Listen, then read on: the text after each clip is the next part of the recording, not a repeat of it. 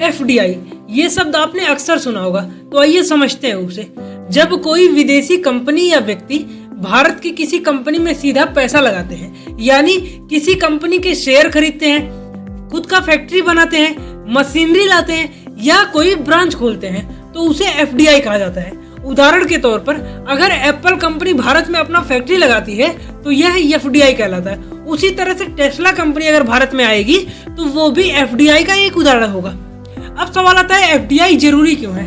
तो इससे नई नौकरियां आती हैं, क्योंकि जो व्यक्ति कंपनी बाहर से ला रहा है वो अपने देश से इंजीनियर्स और लेबर को तो लेके नहीं आता है, वो यही के लोगों को काम पे रखता है। इससे यहाँ के लोगों को नए रोजगार मिलते हैं। उसके साथ साथ तकनीकी का आदान प्रदान होता है, क्योंकि वो कंपनी के साथ साथ अपनी तकनीकी भी लेके आता है और तकनीकी यहाँ के लोगों को पहले सिखाता है कि काम करना कैसे है। तो इससे यहाँ के लोगों में तकनीकी का आदान प्रदान होता है। इसके साथ साथ अर्थव्यवस्था को मजबूती मिलती है, यानी कि जब प्रोडक्शन देश के अंदर होगा तो देश का जीडीपी भी बढ़ता है और इससे देश की अर्थव्यवस्था को मजबूती मिलती है। उसके साथ साथ विदेशी मुद्रा भंडार भी बढ़ता है, क्योंकि जैसे एप्पल कंपनी भारत में तो अपना फोन बनाती है और अमेरिका में जाके बेचती है, तो इससे विदेशी मुद्रा भारत में आता है और भारत का विदेशी मुद्रा भंडार बढ़ता है।